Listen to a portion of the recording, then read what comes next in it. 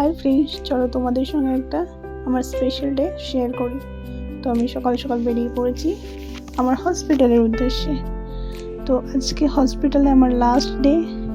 তো আমার অনেক কাজ ছিল, অনেক ফর্মালিটিস ছিল যেগুলো আমাকে কমপ্লিট করতে হতো। তো তার জন্য বেরিয়ে পড়েছি। দেখো, মেট্রো থেকে সকালবেলা বেরিয়েছি, কত কুয়াশা ভাই। আর আমার ফেসের অবস্থাটা তোমরা জানোই, চিকেন পক্স হওয়ার কারণে এমন হয়েছে। চলো, নেমে গেছি আমার স্টেশনে। তো এখান থেকে আমাকে একটুখানি হেঁটে যেতে হবে, তারপরেই আমার হসপিটাল। দেখো, দেখতে দেখতে হসপিটালে চলে এসেছি। এত সকাল আর এত ঠান্ডা ভাই, ব্যাঙ্গালোরে কি বলবো। তো হসপিটালে চলে এসেছি। হসপিটালে দেখো আমার আজকে এই হসপিটালে লাস্ট দিন। এখানে একটা শিব টেম্পল আছে, মা সরস্বতী আছে, তাদের প্রণাম করে আমিও চলে এলাম পাঞ্চ করতে। এটা হচ্ছে পাঞ্চ মেশিন, আমাদের অ্যাটেন্ডেন্স হয়। আর এটা হচ্ছে আমার ডিপার্টমেন্ট, যেখানে আমি কাজ করি। তো চলো, আমি আগে প্রথমে ব্যাগটা রাখি। আর এখানে আমার সিনিয়র সিস্টার কাজ করছিল। দেখো, দেখতে দেখতে আমি আমার ফ্রেন্ডের কাছেও চলে এসেছি, ওর সঙ্গে একটু দেখা করছিলাম, ও একটু বিজি ছিল। আর এটা হচ্ছে এইচের রুম। তো এখানে আমাকে কিছু প্রসিজার দিয়েছিল, সেগুলো আমাকে করতে হতো। তো সেগুলোই আমি কমপ্লিট করছিলাম। দেখো, এই একটা ফর্ম দিয়েছে, যেটা হচ্ছে নো ডিউ ফর্ম। তো আমাকে এখানে কিছু ফিডব্যাক দিতে হবে আর সব সিগনেচার নিতে হবে। তারপরে এটা হচ্ছে আমার ওপিডি, যেখানে আমি কাজ করতাম। আর এই যে মানে যে টেম্পলটা আছে, এই টেম্পলে আমি রোজ সকালে এসে পুজো দিতাম।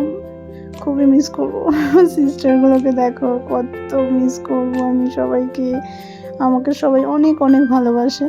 আমি জাস্ট এমনি সবার সঙ্গে বেশ আনন্দ কথা বলছিলাম, বাট আমার মনের মধ্যে অনেক খারাপ লাগছিল যে সবাইকে ছেড়ে আমাকে চলে যেতে হবে। কিছুই করার নেই, জীবনে গ্রো আপ করতে গেলে সবাইকে ছেড়ে যেতে হবে, স্টেপ বাই স্টেপ আমাদের আগাতে হবে। তো খেতে চলে এসেছিলাম। খাওয়ার পর দেখো, দুঃখ হচ্ছে একটু আমার, কারণ আমি চলে যাব।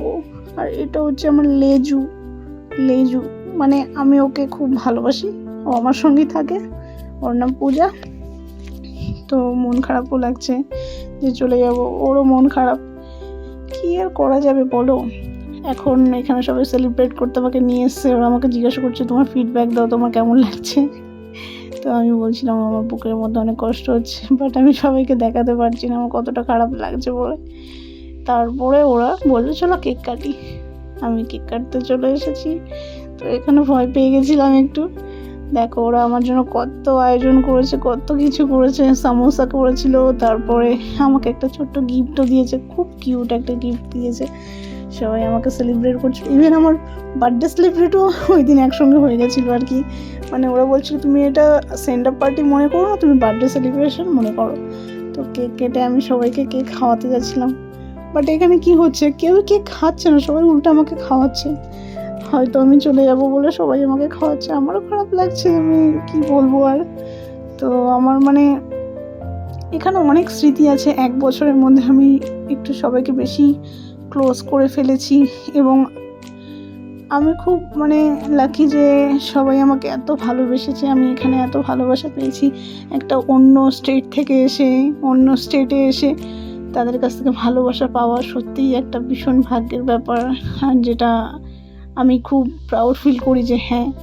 তো সবাইকে কেক খাইয়ে দিয়েছিলাম। আমি বলছিলাম একটু শেয়ার করে দাও সবাইকে। আমি আবার একটু লাভও দেখাচ্ছি। এই দেখো, এটা হচ্ছে আমার গিফট, যেটা ওরা আমাকে দিয়েছে। এত কিউট, কি বলবো, ওয়াও, এত কিউট না, আমার এত পছন্দ হয়েছে গিফটটা।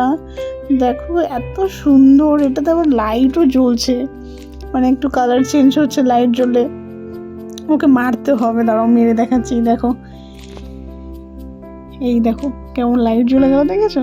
কত কিউট না, দেখতে কিউট লাগছে, খুব সুন্দর।